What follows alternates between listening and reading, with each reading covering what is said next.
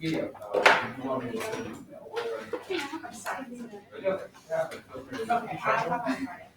Oh, yeah, okay. People don't normally actually join. I was just slow. Well, I'm gonna ask him like. Today? Hey, Faculty travel credit, so make sure that you'll come to your class or I'll email you about the quiz. okay, So I'm not sure where we're traveling. just send me an email. It's not a problem at all. It'll be exactly the same thing as with the midterm. Okay. Whereas there'll be a Blackboard version. So just let me know. You send me an email, I'll send the password and then okay? Cool, thank you.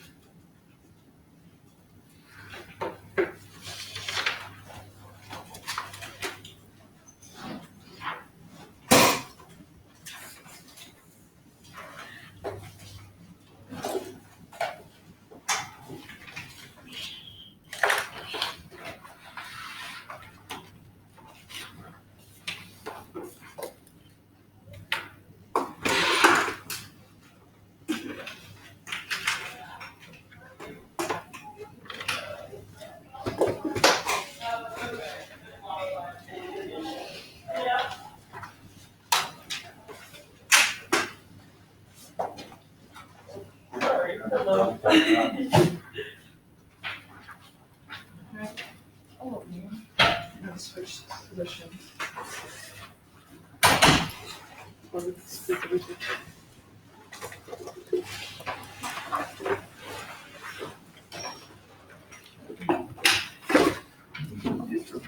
wasn't sure whether or not you can class on Friday or not. I will be here, yeah. You could just disregard that. Okay. You can just take it in class. But it was only in case, I wasn't sure. All right, let's go. It's just about 11 o'clock. Just before we start, again, just really a reminder at this point. So then on Friday, the second quiz is coming up. Obviously, be ready for it. For those of you who, for serious reasons, cannot be here, please just send me an email. I've already sent an email to everyone who told me that you're isolated, of course, not confessing, so no one's speaking to you. But any other serious reason that comes up, obviously, in the meantime, God forbid, please let me know. And then you can just take the quiz online and watch the mini lecture. And that's not really a problem, okay? But I just have to know about it ahead in advance. Make sense? So, as I said, that applies to let you know. Otherwise, I would expect to just see you here on Friday to take that quiz in class. Today, we're going to be wrapping up our discussion of the Roman Empire in this period that we usually refer to as the later Roman Empire. This period is one in which many of the positive things we've said about the Roman Empire really begin to reverse themselves. We go to a period of deeply problematic, both really sort of what we say is really a crisis on many different levels simultaneously. And we'll map out some of those today. In fact, some people would say that in the 3rd century is the time period in which Rome begins to go downhill, and really refer to the entire century as the 3rd century crisis. And while it wasn't all problematic, there certainly are a lot of difficulties that come up during this time period. Starting on the political level. I had told you that as the empire went on, more and more of the power of who got to be chosen as emperor really began to be vested in the military. And in fact, this actually becomes really a virtual sort of disaster toward in the 3rd century, because at this point, really the only people who end up being chosen are people who had military experience. And that really is not necessarily a bad thing in and of itself. But in many cases, some of these emperors that were chosen were people who had absolutely no experience in the civil affairs at all. They had only fought battles. And very often the way that they were, many of these soldiers who fought under successful generals, they wanted to get their man in place as emperor, because they figured that if their person, their general became emperor, they would be able to get a lot more money and recognition. So we have the situation that in many cases, soldiers were simply proclaiming their generals as emperor. Then after that, they would actually have to march to Rome to be able to claim the prize, to take over the city themselves. And what we see, this problem really becomes acute between right over the 50-year period between 235 and 285. This period, really, there's the overturn of emperors becomes enormous. There ends up being 26 emperors in this period of time, which meant that every single emperor had a very short shelf life by this point. In fact, far too little time to actually learn how to do the job. It takes a little bit longer than that. Every single emperor now tended to die a violent death. Essentially, the old emperor would come with his soldiers and kill the old emperor, and then take his place. Yeah. You said the generals had very short shelf lives. Did they just die or did they get outvoted? All killed. Oh. Yeah. So it's kind of a jokey way to refer to what in fact is not a terribly nice thing. They all virtually all get killed by other Roman soldiers. Is that because they were generals before and then they would go out and fight? And Well, so it's not. So they're killing people, specifically these generals who are proclaiming themselves emperor, not just any other generals. Specifically the ones who try to seize political power for themselves. Okay. And that's why they become targets. Okay. Now you may not feel terribly sad about the death of all these emperors, but really this tends to destroy administration. Because every single time that you get the old emperor killed off, what they would do as well is kill off everybody who had served in the government, because they felt that these people were not loyal to the new emperor. And so what that means is that really after this entire process was over, everyone who had any kind of knowledge of how to run government was completely dead. We also think that as these generals are marching on the city of Rome, they tend to leave a lot of destruction in their wake. They will, for instance, they'll just live off the land, steal all sorts of food and supplies for people. And when this happens again and again and again, we're talking about a lot of destruction. Even worse, though, from this sort of wider perspective, was that as the generals are doing this, they're really fighting with other Romans. And what no one is doing is looking very carefully at the borders. This actually gives a fantastic opportunity for some of Rome's enemies to begin to attack. And this is true especially on the eastern border with the Persian Empire. And the Persians recognized Rome's weakness, and now they use that as an opportunity to invade. And then one general, actually one Roman emperor, in fact, ended up actually getting killed in the course of one of these battles. In yet another battle, one of my personal favorites, I mentioned to you earlier that one of the Persian emperors actually manages to take a Roman emperor alive in battle, and bring him back to the Persian Empire.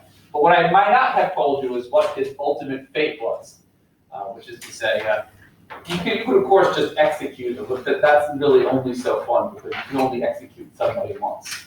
However, you can humiliate someone for the rest of their lives. What the Persians decide to do is that every time this Roman emperor every time that the Persian emperor wants to get into his carriage, what they'll do is they'll force the Roman emperor to get down on his hands and knees like this. And then the Persian emperor will use him as a footstool to be able to get into his carriage. So he can humiliate him again and again and again. After this Roman emperor dies, they stuff him and put him in one of the Persian palaces to show off to everybody as they enter. So not only is Rome losing battles, but it's actually getting humiliated in the process. As if this weren't bad enough, we understand why people thought the gods had abandoned them. Because while they were having these military disasters, it also becomes time of plague and famine in certain parts of the empire. So they also have natural disasters as well. Now, these problems really would have been difficult for any emperor. What we're going to see in the late Roman period is that there are two emperors who come around who really try their best to sort of arrest this situation of decline and to turn things around. Only one of whose names you probably know already. The first of these two famous late Roman emperors is known as Diocletian. Diocletian was someone who actually had very low birth, but someone who had served his time in the military and had done very well for himself. And like some of these other soldier emperors in the late Roman world, he felt that he could do a better job of running the empire. But in fact, the difference with him is he actually did do a better job than some of these other military men. Initially, Diocletian's reign starts off not really in the least bit promisingly. He too is proclaimed by his troops. He too marches on the city of Rome. He too captures the old emperor, and then in full view of everyone, he takes a knife and he slits the throat of the old emperor. To make it clear now who's in charge. What's interesting about Diocletian, though, is that after this bloodbath, he then proceeds to actually come up with some ideas of how to change government for the better. So, for instance, one of the things that Diocletian began to feel was that emperors had gotten all too human. Everybody knew how easy it was to kill them. And so he tries his best to remove himself from contact with ordinary human beings and to make himself, again, seem like sort of a distant and even divine figure again. Wearing only very impressive regalia when he came out, having people play horns, and having people have incense whenever he's coming out, candles, to mark the fact that the emperor is something special and different. He spent a lot of time sort of locked up in his palace, which again, portions of which still exist today. Diocletian demanded that no one refer to him by his real name. They all had to refer to him as Lord. That was the only way you were allowed to address him. What's interesting, though, is that as he's doing this, Diocletian also feels that one of the great problems that Rome has at this time is that there are too many ambitious young military men who want to make a name for themselves. And what he tries to do is find a way to funnel all of these generals and put them as part of the imperial system. So they weren't continually seizing power because they already had some of their own. And what's more, he could create the positions for them that would allow them to actually efficiently govern and fight in different parts of the empire all at once. And so what Diocletian does, and this is the first time this is done, is to divide up the empire into two halves, an east and west half, and within each half he's had a senior emperor and a junior emperor. When the senior emperor died, the junior emperor would simply be promoted to senior. And if a junior emperor, there was a vacancy there, a senior emperor could simply choose someone as his colleague, his lower colleague. So there was, in fact, there were 4 men simultaneously being referred to as emperor at once, all of whom had the power of an emperor. And even though now government would be divided, he began to put up propaganda like this, that they're all kind of like kissing and hugging and everything. So they're all like one big happy family, although it's clear, of course, that there's not just one man who's being called emperor anymore. Another thing that Diocletian does is he creates dioceses. We think that Diocletian begins to feel that Roman government is too big, that the old provinces, the old areas of the Roman Empire were too much for the governors that they had sent out. And so what he begins to do instead was he slices up the Roman Empire to these much smaller administrative regions known as dioceses. And then he would have a lot more administration on the ground to be able to handle local problems. And this is, by the way, it's a little ironic given Diocletian's status among Catholics, which we'll talk about later. That this is the system of dioceses was one that the Catholic Church would actually overtake in later years. But it was actually initially created essentially to help Diocletian rule. Diocletian was also a military man, and he began to feel that the kind of military that Rome had was very badly suited to its own day. Roman legions were still huge, and he felt that Rome instead at this time was facing many small threats all over the place, and really the army they had reacted very slowly to them. So Diocletian begins to chop down military units, making them smaller, and what he feels will be faster and more flexible to respond to military brush fires, more or less. On top of all these other reforms, Diocletian also thinks a lot about economics. He wants, first of all, to make sure that for the first time ever, Rome has a budget. It never had one previously. They actually knew how much money they were taking in. Part of creating a budget was creating a tax system that he felt made more sense. Roman taxes were really collected in this very sporadic fashion, and he begins to just make this much more systematic how they collect taxes and evaluate land. One of the other things he felt is that inflation was spiraling out of control, and one of the ways he tries his best to try to check this is to create price lists that have the list of everything that you can buy or sell, including services, and says what is the maximum price people can sell for it, which he hopes will stop inflation.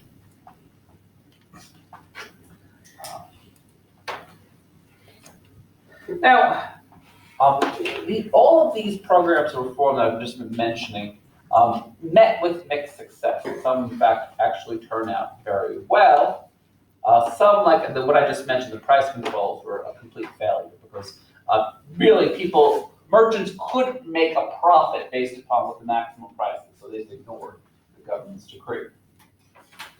When it comes to divided government too, though, many people think that although this system does hold for a period of time while Diocletian is around and after his successors are around, ultimately divided government is not a popular idea. And finally, a later emperor is just going to smash this entire system of divided government and get rid of all the other people who are referred to as emperor, just unify the position again. And this person here is Constantine. We'll talk a little bit more about Constantine in the religious sphere later on, where you probably know him best. It is fair to say that Constantine, as his career starts out, you would not have known he was any different from one of these late Roman soldier emperors. He had grown up in a military family. His father had actually been one of the co-emperors. Constantine would gain his power when his men proclaim him emperor on the battlefield, and he goes to march on the city of Rome and take it. He eventually, actually, in the north to the city of Rome, he will end up confronting one of his main rivals for power, killing him even with a reduced amount of soldiers at his command. Really the only different thing about any of this is the God to whom Constantine attributed this victory, which was Jesus, rather than any of the pagan gods. And as many of you will know, again, as part of this famous story, before Constantine would actually manage to eliminate this rival outside of Rome, he was said to have had a vision whether waking or in a dream, it depends on which version of the story. But what is the same in these stories is that he sees this symbol, which is known as a chi rho. I put it on your outline so you guys have a copy of it. Chi is this Greek letter here. It looks like an X. Rho is this Greek letter here that looks kind of like a P, but it sounds like an R. And these are the first letters of Christ. The way that Constantine is said to have interpreted this vision was that Jesus, in fact, wanted him to conquer in this symbol. And this explains his newfound attachment to Christianity. He actually, we know that even he had his soldiers paint on their shields before this battle, the Cairo, in a sign, in fact, that he was now committed to Jesus. It's not true, as many people write on their exams, that Christianity becomes the official religion of anything after Constantine's time in office. But Constantine himself favors this new religion and gives it plenty of money. And more importantly, he actually is the first one to make Christianity legal now, to have an official proclamation. I should say too, because everyone was asking about this, Constantine does not actually get baptized into the Christian religion until his deathbed. The reason?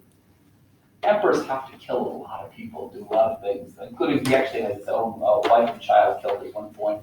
And that's not the kind of thing that you want to go into heaven on your soul. So it's much better to wait until your deathbed, because you get baptized, guess what happens to your sins? They evaporate. So better to go to heaven as close to being baptized as humanly possible. That's what it is. There's other parts of Constantine's reign, though, beyond religion. Constantine actually ends up creating a new standard gold coin that would in fact be the standard gold coin for a long time, even beyond in the West, beyond Constantine's reign. This was again to check inflation. Finally, Constantine himself, again, is a great military man. He felt that the city of Rome itself, the old capital city, was not one that was easily defensible. And so he decides he is going to create a new capital city, the city that really, an area that previously not much had been there. This is the city known as Constantinople. Today it's Istanbul, not Constantinople. This is, he founds his city here because it is very difficult to take the city. You basically need both a navy and a land army. He begins to put all sorts of money to build up this city. And of course he names it after himself. This is the city of Constantine.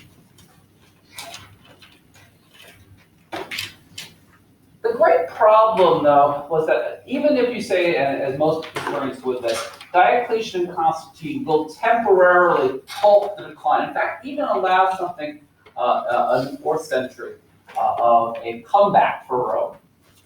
Ultimately, Rome begins to experience problems that it could never have predicted, and no later emperor was, after these two was going to be able to deal with these. And the one factor that Romans did definitely not deal with is this new line of invasions that occurs from this group that initially comes from Central Asia, known as the Huns. I promised I would get to them at some point. Here I am. The Huns would have appeared to be basically like monstrous to Romans. I show you here a Hun skull. What the Huns would do is they would practice this thing called cranial board deformation, which is basically when the baby's head is still soft, they would place a board on the back. So their skulls would grow in these ways that look absolutely bizarre. They would also singe their faces in strange ways, so their beards could never quite grow in right. Altogether, they did not look like humans, and as far as Romans were concerned, they didn't act like them either. The Huns were known for their absolute brutality of their methods, sacking places, killing people, raping left and right. Now, even just Was the head thing like a religious thing, or? Not really, it's cultural more than religious, I would say. As far as I know, there was no specifically religious connection for Huns, but Why it did was, you do it? I think they liked the fact that this made them look just as fearsome as it did. Okay. I don't think we have any Hun testimony, but that's probably the reason. And people have dug up Hun skulls, so we actually know what it looks like now to some degree. Skull. Just the Huns themselves was going to be a big problem in the Roman Empire. They said the military was getting weaker as time goes on. So they begin to actually invade and begin to attack Roman settlements. But there's actually an even bigger problem that occurs as the result of Huns coming into the Roman world. And that is it creates something of a domino effect. There had been all kinds of German groups living to the north of Rome that previously were held off by Rome's military. But Rome's military is already depleted, and they're facing this new threat. And this is kind of an interesting fact, many of these Germanic groups are also scared as hell by the Huns. They're coming in and they're attacking Germans too, and they don't want nothing to do with them. So in fact, some German groups are pushed down to the south into the Roman world as a result of Huns coming and attacking. Just to give you one example of a famous group who is affected by this, one group of German settlers are known as the Goths. And the Goths, who previously lived in what's today's Germany, in fear from the Huns, decided to sit down at the negotiating table with Romans. And they said basically, we want to enter the empire. We will, and they were agricultural people, we want to do farming. And in exchange for us giving up taxes and everything, we want protection from Roman armies against the Huns. And none of this, by the way, may seem strange. This actually may seem like a fair bargain to you initially. But Romans just could not help themselves but to exploit these people terribly. And in fact, they begin to forward the Goths exorbitant loans that they could never possibly repay to settle down their farms, to buy land, to buy equipment.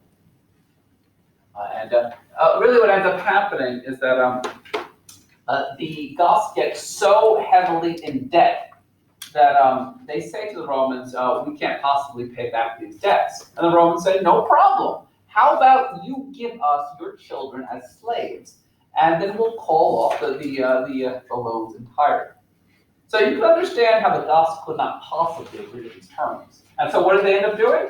They ended up throwing aside all their agricultural tools and becoming a warrior band within Rome and beginning to strike against Rome's military. And in fact, in a short period of time, the Goths actually become a quite fearsome group, perhaps motivated by the fact that they had no other option. And the Goths begin looting and destroying many places, while simultaneously now the Huns were also attacking. In effect, actually in some cases having crushing and complete defeats over Roman armies that had been sent against them.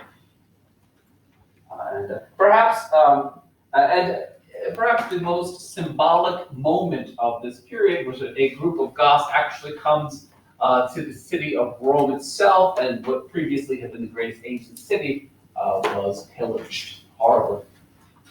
Goths, by the way, did not really usually just run around completely naked. This is a 19th century artist's depiction of what the Goths looked like. It is fair to say then that a bunch of problems now are going to come all together to weaken and ultimately fatally weaken the Roman Empire to the point where it disintegrates entirely. And it's impossible just to point out one thing that was problematic. And here I've already talked about many things. Like, for instance, the chaos in government never really got much better in this period. It just gets worse and worse. There's also long-standing problems about, for instance, economically that Romans had, gaps between the poor and rich, the slave economy, which really very infrequently led to any innovation, the inflation I talked about. We also said that something I haven't said as much about is that in There actually were a series, both in the 3rd, 4th, and even 5th century, all sorts of problems with disease. There actually is a point in which the plague hits Rome. Another problem, there's recurrent malaria, all of which meant that Rome had a lot more to deal with than just military crises. They also had health crises. People dying of other causes. With all that being said, though, most people tend to think that the real reason, ultimately, that Rome no longer exists is that once this process had started of these barbarian groups coming into Rome, they ended up creating this constant battering of Roman settlements that would really Rome would never entirely recover from. Germans were not an entirely new feature in the Roman world at this point. Germans actually, in the past, sometimes they would actually join the Roman army, and sometimes they would become Roman. Germans traded with Romans on a regular basis. And so they're really not entirely separate worlds. But at this point, when Germanic groups recognize just how weak Rome is becoming, they want to enter the Roman Empire. Not to end the empire. There was never any decision to end the empire. The point is they want to enjoy the fruits of the empire as much as Romans did. And they were willing to take them because they had the military might. Which is why many small Germanic groups who previously would have been independent joined together these new sort of alliances of Germanic groups that were much bigger and really much better at fighting against Rome than ever before. But there was no sort of German council to decide that this would happen. This happens because, in fact, many different German groups recognize the conditions are right for conquest or for destruction at the same time. This map is impossibly hard to read, and trust me, this is actually not the worst invasion map that exists. But this gives you some idea of, really at a very similar period of time, many different Germanic groups are all coming around together.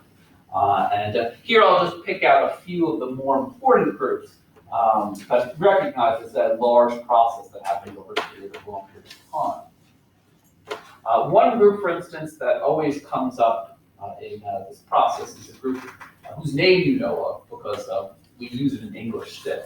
This is the group known as the Vandals, who, in fact, in this period, they gained such a reputation for absolute destruction that we still use the term for someone who destroys things as a vandal.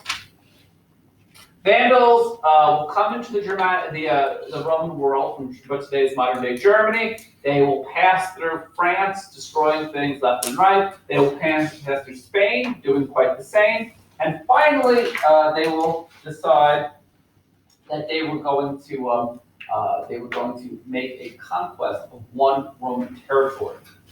And that was the area here in North Africa, which is largely modern-day Tunisia.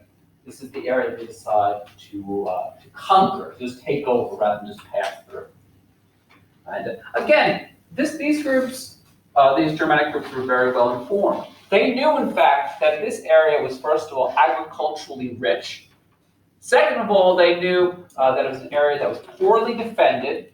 And in fact, there actually was a lot of dissension among Romans at the time, which they felt that they could get in very quickly. On top of that, we think that the kingdom of the Vandals, many of the kings, were able warriors, and so they were able to turn their skills against Rome easily. And really, after a number of hard-fought battles, the Vandals actually managed to accomplish their aim and slice off an entire part of what had been the Roman Empire and begin to rule it now as an independent kingdom that begins to view Rome as their enemies. And they actually built up their own fleet and started attacking southern Italian and French places in the Roman Empire, taking more stuff. But what was even more obnoxious about all of this was that the Vandals begin to recognize you don't have to fight forever. They have all this great territory, and they actually begin to just settle down and to live off the fat of the land, basically. They exploit all of their Roman subjects, and they take a lot of money from them, and they actually just stop fighting at some point because there's no point they really feel. before they stopped fighting, I should say that for good measure, the Vandals also sacked the city of Rome. So many sackings in a short period of time. On top of the other things, the Vandals also are a view of, they're basically they're not mainstream Christians. They believe this view is heretical, and they actually will persecute Orthodox Christians as well. So religiously speaking, they're objectionable to Romans as well. Now, this is just one example, of course, and there are other examples that you could point to of areas in which now Rome, militarily speaking, is pulling out. One of the most famous examples of this is this region here, again, modern-day England, which really had been a thoroughly Roman area at this point, up until this point. I should say, this is a Roman soldier, if you can see, just sort of trampling on a native. They ruled over this area, and it was just as Romanized as any other area. However, when Rome begins to run into these military difficulties, their attitude is, we can't defend everything. And so this area is so peripheral. We're pulling out. Good luck, guys. Here's some weapons. Hope you can defend yourselves. And Rome never comes back to England. In some, what ends up happening then is some of the Germanic groups from surrounding countries, groups sometimes known as Angles and Saxons, people who come from what today is modern-day northern Germany and Denmark, recognize that there's no longer any impediment to their invasion, and they actually first begin to sack areas in England, then they start to just conquer them outright.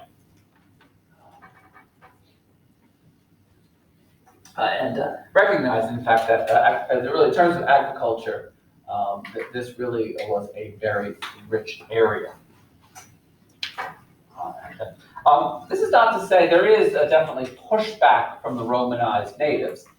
There is all sorts of battles between the people who were there already, the native, and the Angles and Saxons. And eventually, they will assimilate. They'll form a new civilization together, but it takes a while before that happens.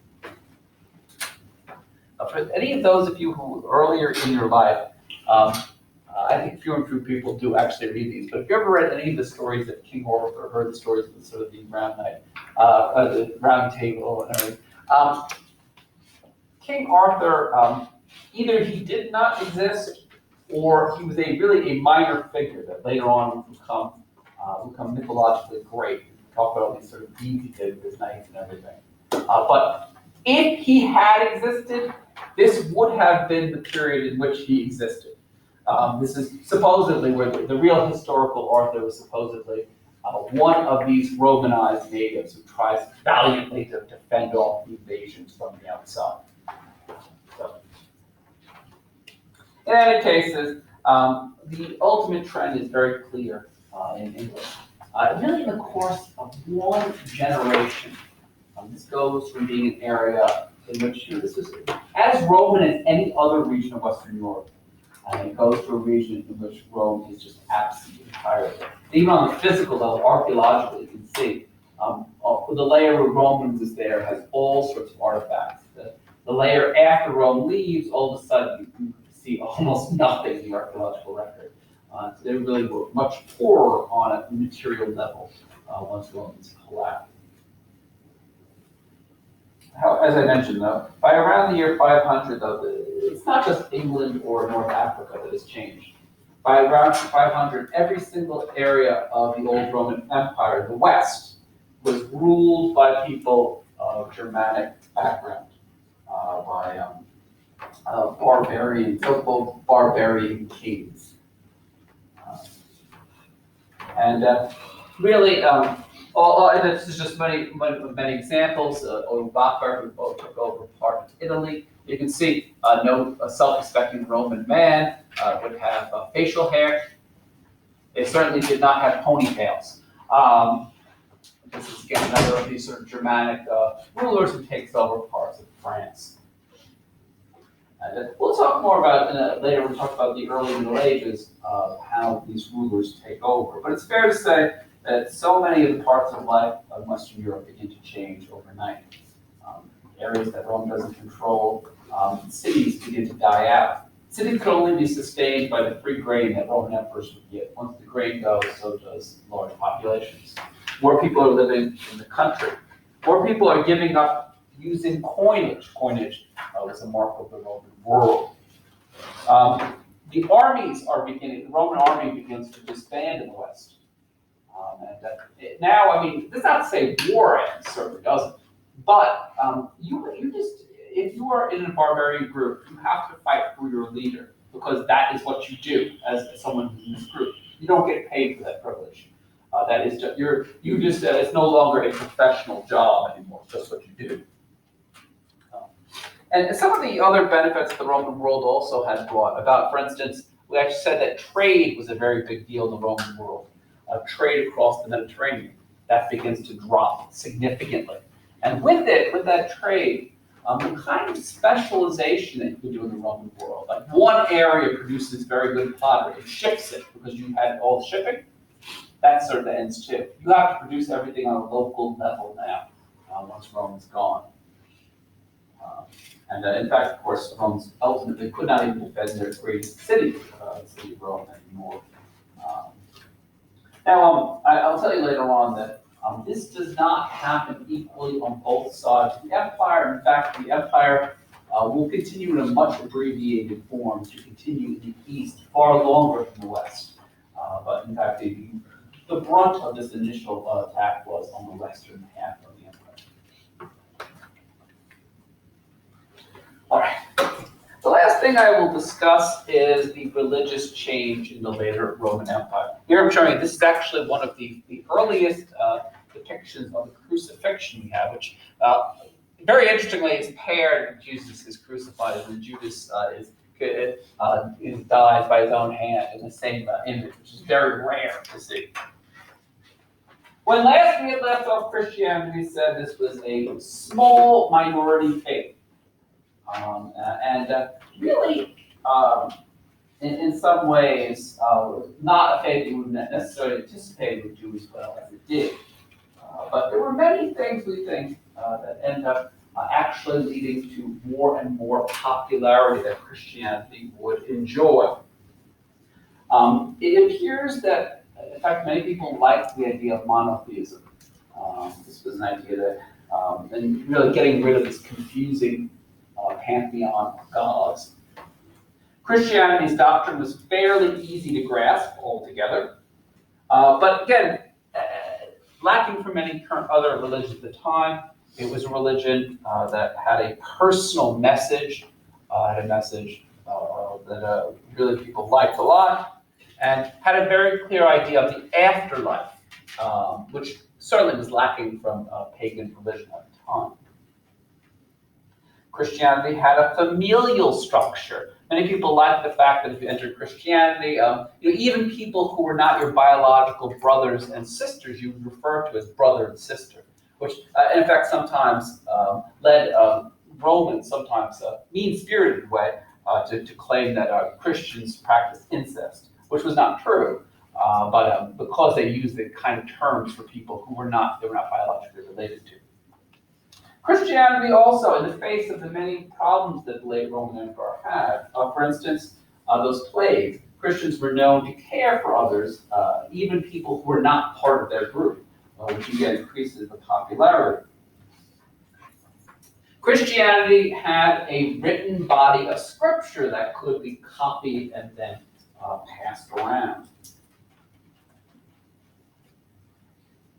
Christianity also has very clear goals for women, unlike pagan religion in most cases.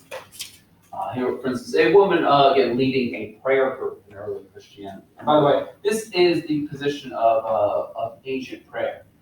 You put your hands together, put your hands up like this. This is what ancient prayer looks like. And we know that, in fact, in many cases, some of the greatest sort of sponsors of early Christian buildings, some early converts were female. And in fact, in the early centuries, a woman could even be a deaconess. So they were actually, it's a clerical position as well that you could have. In spite of all of these things, we do think that Christianity faces its fair share of difficulties in the late Roman period. And I had mentioned to you that there had always been some persecution of Christianity, even down to the first century, but these persecutions had always been local, and it depended on how much the individual governor really hated Christianity.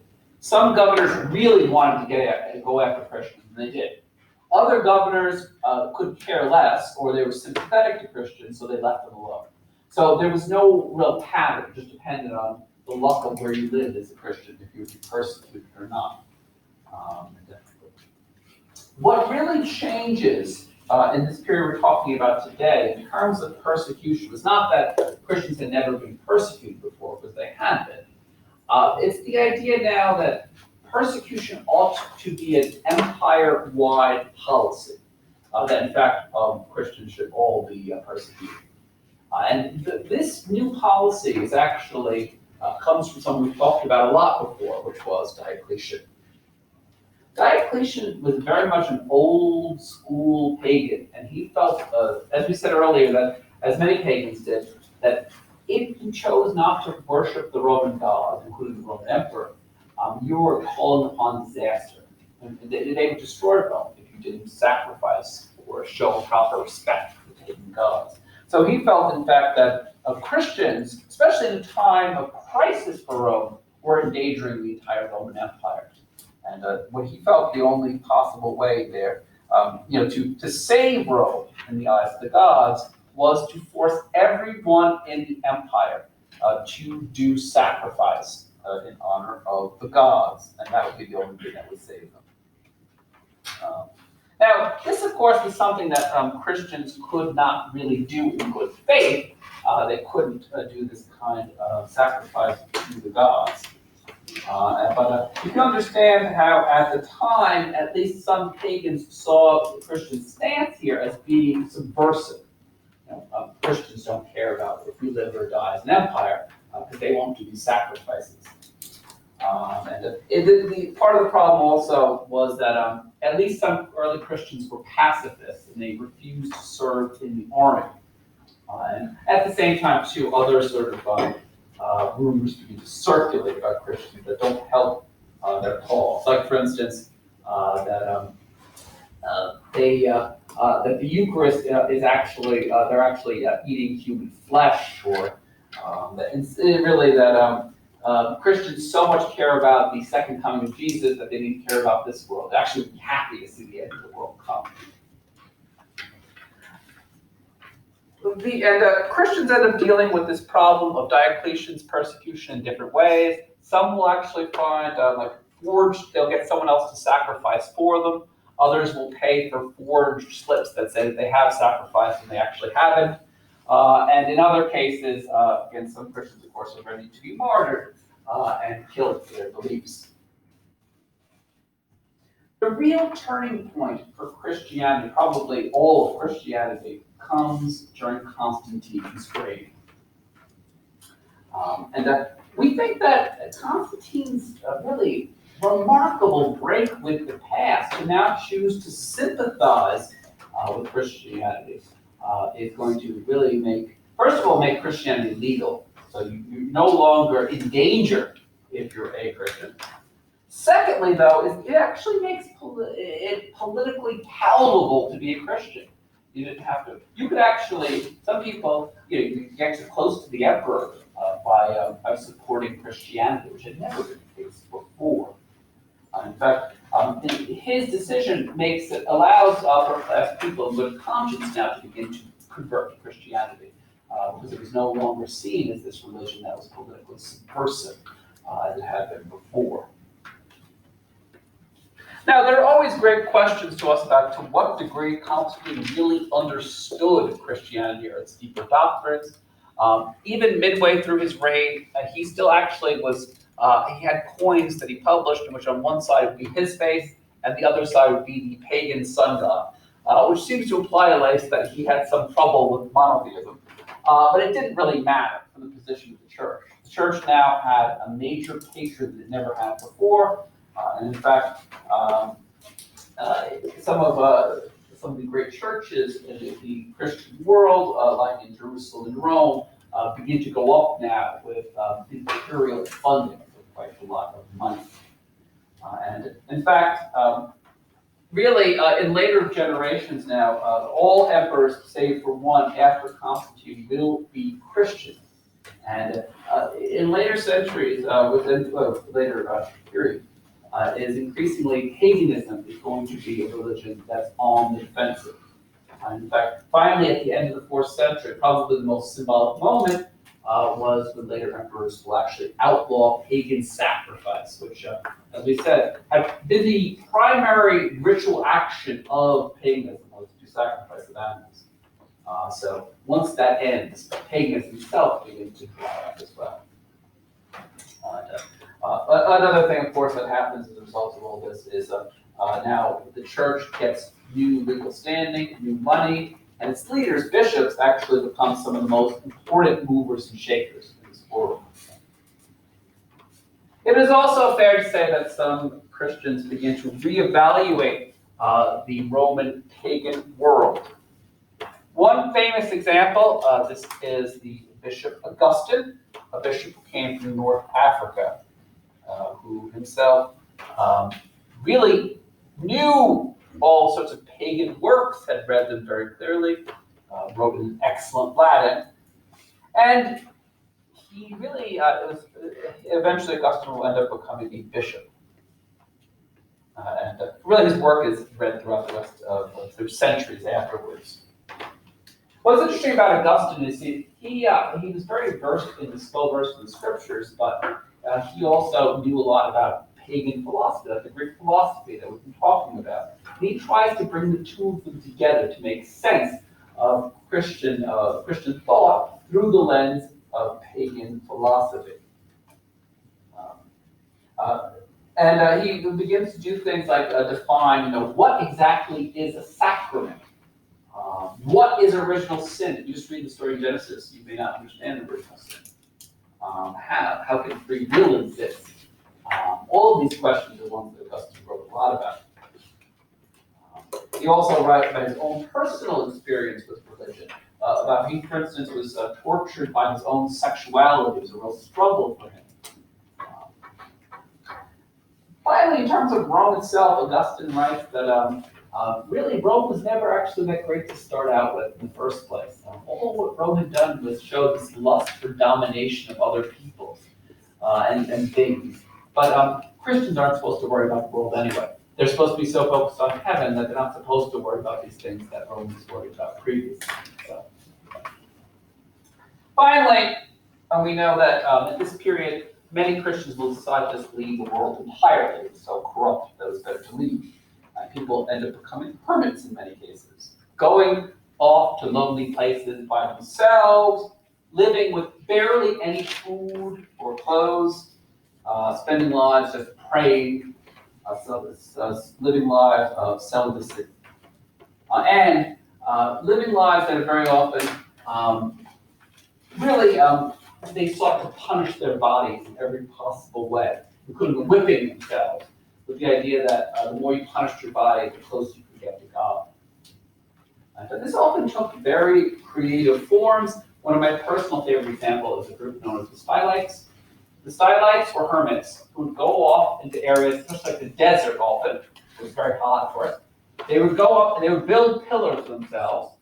And at the top of the pillar, they would sit day and night. Their bodies would be burnt by the sun during the day. They would eat a bare minimum of food, because only their followers came and gave them a little bit of food to survive on. And they would spend the majority of their time then just contemplating God and praying. It's supposedly Stylites, they never were supposed to leave their pillars. And it was said that some of their Stylites, their legs actually rotted out underneath them because they never moved. Now, you may say, well, these guys are a little extreme. And in fact, a lot of Christians at the time would have agreed with you. But what's interesting for our purposes is that as the Roman world begins to dissolve, and people are desperate for some sign of how we should lead our lives, especially now that the Roman government is dissolving in front of your eyes, there were people who would come out to the desert, make long pilgrimages just to see the skylight and get their advice to try to figure out what they were doing. Which again may show you that we've come a long way from the beginning. We're growing still in existence. All right, folks. Remember, quiz on Friday. At 10:30 lecture. I'll see you then. Thank you.